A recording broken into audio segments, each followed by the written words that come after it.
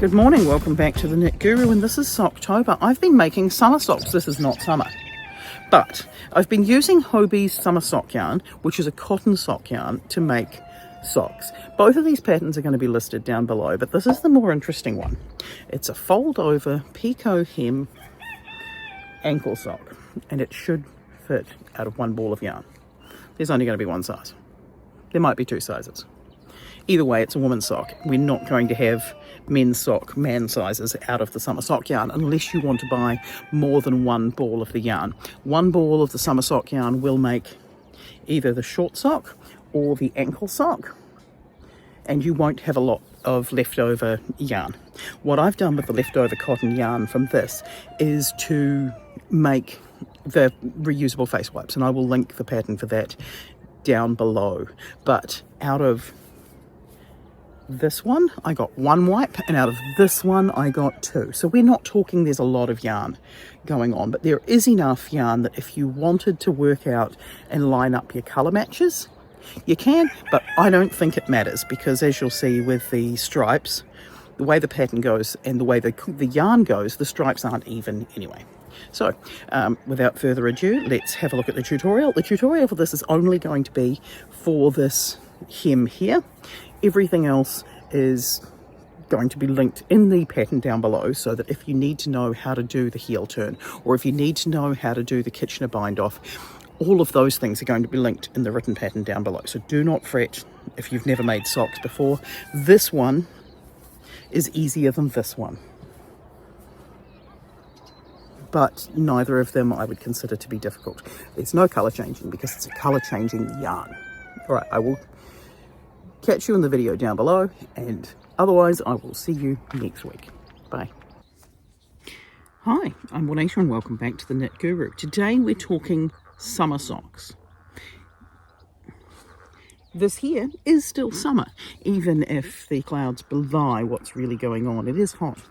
So I found at Hobbii Summer Sock yarn. I picked this up in the Black Friday long month of random as Hobbii sales. I believe that's what they called it.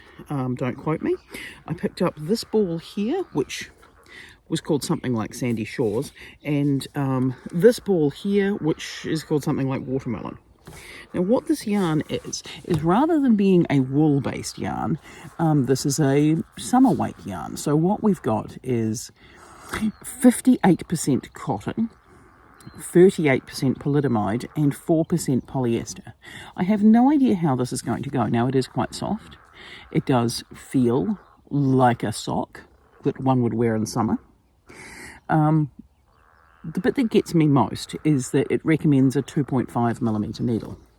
Fortunately, I do have some 2.5mm needles. These are the Chargu, I want to say 60 centimetre. I don't know, I'm making stuff up. I think it's the 60 centimetre circulars, and I do my socks in 2 circular needles. So what we're going to do is whip up a basic sock pattern and see how the summer sock goes, because it's either going to be the most revolutionary thing in the world or awful. What I'm worried about is I don't make many socks using 2.5mm needles. I do use a lot of 2.75mm needles and 3mm needles. So I feel like I'm going to have to use more stitches. I can hear my new ducks. Yes, that's correct, new ducks. So these could take a while. I'm still on the back of a wrist injury that, well, it's really more of a thumb injury from gardening. So we'll see how we go. Hopefully I finish these before the end of summer and get a chance to actually wear them around. But I feel like on a 2.5mm needle, this could take a while. My other concern is that it's not going to be very stretchy. I'm concerned that it's going to absolutely stretch out of shape as I knit it. The other big concern I've got is that this is a 197 metre ball. I'm worried about running out of yarn. If I do run out of yarn, I only ordered one ball in each colour. I'm going to start by using the watermelon colour. I don't know if that's what they call it, it's what I'm calling it, and I'm going to go from there. All right, here we go. Right, so the vast majority of this video is going to be experimenting and trying to work out exactly what to do with this yarn, and then it's going to move into the tutorial section. I'll try and remember to put a timestamp as to where the tutorial for the folded edge hem is in this video, but I'd like to think that the the yarn review part of this will get some attention. Who knows? I'm not sure. Either way, the written patterns for both this regular sock, which I'm calling the watermelon sock, and the Picot edge sock, which I'm calling the sunset sock, are going to be linked down below. They're both free patterns, and you can follow along in the tutorial here for doing the folded edge. As you can see by this little section, this yarn actually knits up really nicely. Now I'm using chargu needles, so these are really nice needles to start with. But I was expecting this yarn to be quite splitty, like some cotton can be. It really isn't. Like, it glides smoothly. I thought that there was going to be this fear that I was going to have to move to like a wooden needle. But it worked up really well, and it knits really nicely, and the stitches held their shape really, really well. Alright, so we are yay much through sock 1. I was going to make them a bit longer, but then I got really worried about running out of yarn, but I wanted to make sure that I had this green colour repeated before I did the heel turn. I always do a heel turn and a heel flap. I will say this, that looks beautiful. That there is knitted up so nicely. It is nice to knit. I thought it was going to be quite slippery. It is, but like not in a bad way. It is very soft. It does feel very nice. It is nice to knit, but it is slow going. We're around the corner. I feel like there's a decent chunk out of the centre of the ball, which concerns me. I will definitely finish one sock. Maybe I should have gone with like actual ankle sock lengths, or I did see a pattern recently for a sport sock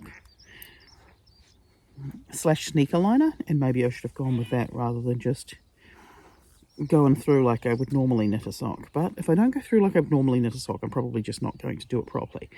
So so far, in what I hope is no more than a quarter of the way through the ball, I feel like I've gone through more than that. I'm liking it, but my biggest concern is running out of yarn. And if I do run out of yarn, do I just use this one, or do I order another one of these? It's complicated. It's complicated. Anyway, I will carry on and see how I go. Well, my concerns about yarn and making sure the yarn lasted the full way were absolutely real. I probably definitely should have made this sock a little bit shorter so that I had a little bit less yarn stress about it. But it was knitting up so nicely. And while I was really worried about whether or not the sock was going to have enough stretch to ever reach the end of my foot, the nice thing is trying it on my foot partway through the process. Ignore my feet and legs. Just can't be avoided. It was at this point that I was thinking, no, I'm going to make it. It's just going to be a bit tight. Here we are working on sock 2. There's sock 2's turning the corner. And then we're working on the ending. And this is exactly how much yarn I've got left before I've even finished the Kitchener stitch part. Right, so for the second one, this Picot edge, it starts by making just some stockinette, a row of holes, then you fold it over and you create this edge. And I realised that I didn't have a decent enough tutorial, so I filmed this. So when we have a look at this edge here, what we see is that it creates these ruffles. Now what I'm going to do is I'm just going to cast on a handful of stitches. Like I'm just going to do 6 stitches as a demonstration. It would have made much more sense to do 7 stitches, and you'll see why. But I've used 6 stitches as a demonstration just so that it doesn't take too long to get into the actual tutorial part. Now in the pattern, you're going to knit 4 rows of stockinette before you do the row of holes. In my tutorial here, all I'm going to do is knit like 2 rows because I need it to be on the knit side.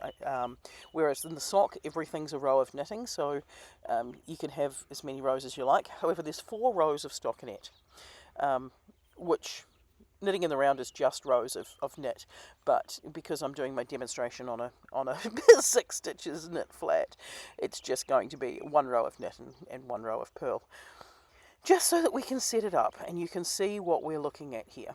Admittedly, I am using a 4mm needle here, and I am using, I think this is a worsted weight yarn, just so that you can see it a little bit more clearly. It would have been better if I tried to centre everything more in the frame, but you know, I'm learning. You'd think after this many years I would have learnt something, but I haven't. Right, so in our row for holes, what we're going to do, in the round we don't do this first knit stitch, but all we're doing is yarn over and knit 2 together, and you're just going to yarn over, knit 2 together the whole way around the project. It's at this point that it would have made much more sense to have 7 stitches, because all I can do at this point here is to knit that last one. So you've got this row of holes. When you've got your row of holes in your sock, you'll notice that your holes are evenly spaced around the top of your sock. So what we're now going to do is knit 4 rows of stockinette. So 4 just straight knit rows on our sock. For my demonstration purposes here, I'm just going to knit 3 rows, mostly because I need to get back around to this knit side. Because what we're going to do is fold our sock so that this line of holes lines up with our fold. I hope this makes sense. It does make a really nice edge. I do use it relatively frequently. You can do a provisional cast on. I haven't bothered, but I do a cable cast on, and I find that my cable cast on is quite stretchy. But you can do a provisional cast on if you want it to make sure that it looks really swish when you do the fold over. Right, so we've got our row of holes and we're folding it here. So you can see that we're getting these little bumps. Please ignore the fact that one of my little bumps is massive. On this finished sock, you're going to see that they're nice little tiny triangles. But this is what we're going to do. We're going to take our folded over bit and we're going to look at our cast on edge. So we're going to go through our first stitch on the needle, then we're going to go through our cast on stitch, and then just knit the 2 of those together. It'll start off and it'll be slightly awkward to do, and then it will get tougher. I always find the last 2 stitches are the hardest ones to do because you're trying to see the stitches as well as deal with the fold. So you're going to go through the stitch, through the cast on stitch, and then knit the 2 of them together. So through the stitch, this is where it gets tough, through the cast on stitch, and knit the 2 together. Now we're fighting against the fact that it's really folded and we're having to sort of fold it back to make sure we're getting that cast on edge stitch. So we're going to try and pick that note. That's the wrong one. You can see the life struggles that you can have when you're trying to do a demonstration because you realise that your tutorial just wasn't filmed well, or you lost it, one or the other. And then we're just going to do this last one. I'm just going to pick up this last one manually, and I'm going to make sure, oh, there we go, I'm going to put it back in focus. And then we're just knitting those 2 stitches together. So, is my demonstration, if I ever get this finished, you're going to see that I still have 6 stitches. I've just got this folded over edge bit that's got these ruffles on it. Admittedly, my ruffles are awful because there's one large one because I had to do an extra knit stitch on the end. But for these other 2, don't they look cute? Right, and if I go back and have a look at the original sock, we've got these neat little ruffles, and you can't actually see where this fold over edge is. It just gets picked up and it knits nicely. Part of that's the yarn, and part of that's just, it's just folded over and it goes nicely. So that's 4 rows of knit, the row of holes, 4 rows of knit, and then the next row you're hooking them all up together.